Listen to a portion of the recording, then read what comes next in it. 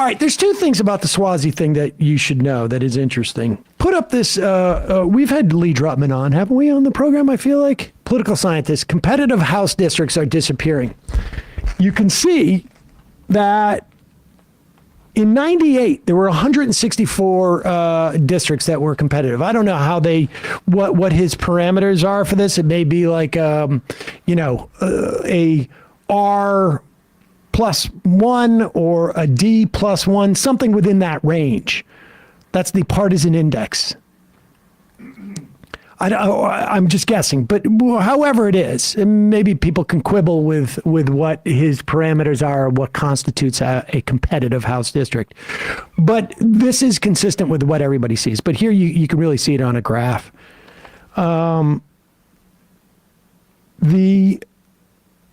And if you really look, like there was a big drop from 98 to 2008. And really it was in the wake of 9/11, there was a drop, and then it levels out. And then around 2010, when the godfather of gerrymandering, who's now dead, I can't remember his name, had basically come up with this plan. Hoffler. And that kicks in, and it almost like takes a little bit of time before it becomes a feedback loop. Now there are competing theories about why this has happened.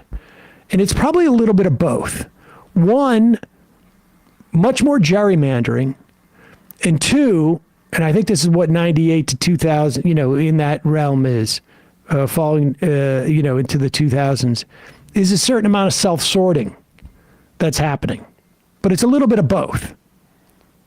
And the gerrymandering is definitely the point. But we have, I think it is, off the top of my head, 16 districts in which you have a Republican and Joe Biden carried the district. Now maybe it's 15, based upon the New York 4th. Is that what it was? Is it 16 or 18? Or now it could be down to 15 or 17? There were 14 held that were up for election 22, so 14 U.S. House districts. So I think would be 13. Okay. Now, nevertheless, the number of districts that are in play is getting smaller and smaller. And what that means is, certainly for the Republicans and maybe for the Democrats, although it's less clear because you get people like Tom Swazi, right? And you have a president like Joe Biden. But certainly on the Republican side, okay, so it was 18, now it's 17 according to CNN. These Congress people get elected in a district that is not competitive in terms of Republican and Democrat. So the only thing that becomes competitive is the primary. And when the primary becomes competitive on the Republican side, and it becomes the only competitive race you run, you get pulled to the right. That's what happens. That's why we have so many lunatics in the House. And increasingly, lunatics in the Senate. Because you have states that are no longer competitive except for the primary. It's a red state. We don't have the same dynamic with Democrats. Because, frankly, Democrats are a bigger umbrella, both in terms of demographics, in terms of money, race, ethnicity, gender, and ideology. On all of those accords, the Democrats are more diverse. The Republican Party is basically a white party. And there are pockets in which they have working class voters, but they still remain a party that is white, pretty wealthy. The one trend that is changing in that regard is that the Democrats, and we had Laney Newman on the other day to talk about how Democrats over the past 40 years lost union voters. I think that story is as much about the loss of unions as it is Democrats losing union voters. I think the fact is that higher union density will bring about more Democratic voters and a better Democratic Party, because this constituency, as they start to sort of like, I think like the reason why Democrats lost union voters is because of the diminishment in the number of union voters.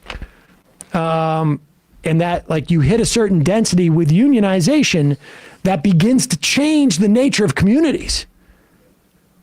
That people start to go, I mean, that was the most interesting part about their research to me, is the functions that unions played, the union members played outside of their union within a community. Because they're just like, keeping people organized. they're keeping people organized, but it's like, it's not a conscious thing. Like they're not going out and proselytizing as a mission. They're just going out and being like, they're just learning from their experience and being in a union and seeing that other things can improve through people having solidarity with each other. And so unionization is the most important thing, I think, in terms of like making a better society. And I think ultimately what that better society ultimately becomes, I don't care. I don't care what party it is that ultimately does that. But with greater unionization, they will start electing better politicians. That's just a fact. Let's just talking about Swazi for a moment. Swazi wins by about 8 or 9 percentage points, which is consistent with what Joe Biden won that same district back in 2020. Not the same amount of voters. I think about 200,000 less voters out of like, I think the numbers here were 160 or are going to end up being around 190, I think, when all said and done. And I think there was like 4 something in 2020. That's just off the top of my head. But the percentages are really sort of what is indicative. I think that it's going to be overassessed that his toughness on immigration and toughness on crime is what drove people to vote there. I think this victory is purely a function, or largely a function, of people don't like Republicans. And here is Dana Bash. Now, again, this is in New York, but it's a district that George Santos won by, I think he pretty handily, and the Republicans outspent in this district. You got a candidate who was a sitting congressman before, so he's familiar, and he was never voted out. He quit to run for governor. So there's a lot of advantages as to why this would be the case. But there's also this. I heard from voters that they were these are obviously very well-informed voters, right, but they were at the polling station, they were voting early, and several of them said to me that they don't want to vote for the Republican because it's clearly impossible to get a solution on the issue of immigration. They said the border problem, the immigration issue, the migrant issue in their district was the top issue for them. And that the fact that Republicans killed that bipartisan deal put them over the edge to vote for Tom Swazi. And immigration was their top issue. So I think that there's something I heard from now. voters. All right, to be clear here, we don't know the level of understanding that people had of that immigration bill, because more often than not, when Democrats provide like a grand bargain or a comprehensive immigration bill, you get stuff like, we're going to give you a path to citizenship with Dreamers, we're going to expand the number of asylum seekers. I mean, people don't necessarily have that savvy.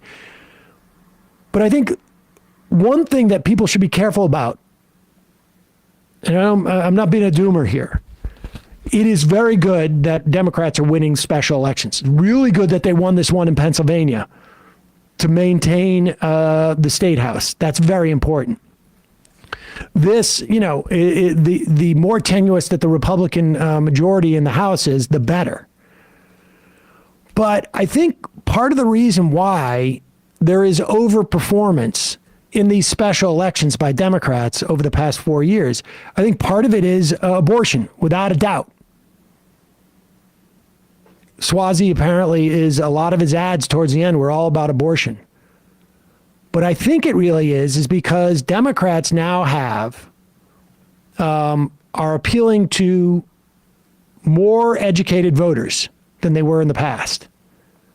College educated voters. They have lost it in sort of non-college educated voters. But college educated voters, I feel pretty confident in saying, are more vigilant about voting in general. They are more likely to be following political news and more likely to be aware of a special election. And so I don't know that polls can actually sort of model for a special election in that way. Now, this is just a theory I have, and it may not be the case, but Democrats keep overperforming in the polls. I'm talking about the polls now, because there was no poll that had him up 8 percentage points or 9 percentage points. There was some that had him up 2% and this and that, and again, the Republican candidate was not a good candidate. But I'm saying, why were the polls not accurate? And I think, why did they undercount the Democratic vote? And I think it's because in special elections now, because Democrats are appealing to to more college educated voters, they're just appealing to people who are just more aware of when a special election would be happening. Because most people don't pay that much attention to a special election. That's just my theory. Yeah, I think like the conventional wisdom on some demographic voter apathy in areas like this might be kind of might be more out the window than it was before. That, like, as you said, that they're not modeling these polls correct. Now, right. I don't know. Maybe they will undercount. Maybe they're doing the same thing with the Right. national presidential polls. I don't know. But they clearly undercounted the Democratic vote in this. And it was also interesting to see how a lot of like the trade publications, of like Politico, Punchbowl, et cetera, all were like, it's coming out to be a really, really close race. And then ultimately it essentially mirrored Biden's victory 4 years ago. Yeah. It didn't show a fundamental realignment, so to speak, from the presidential election. It kind of showed the exact determination despite different amounts of voter turnout.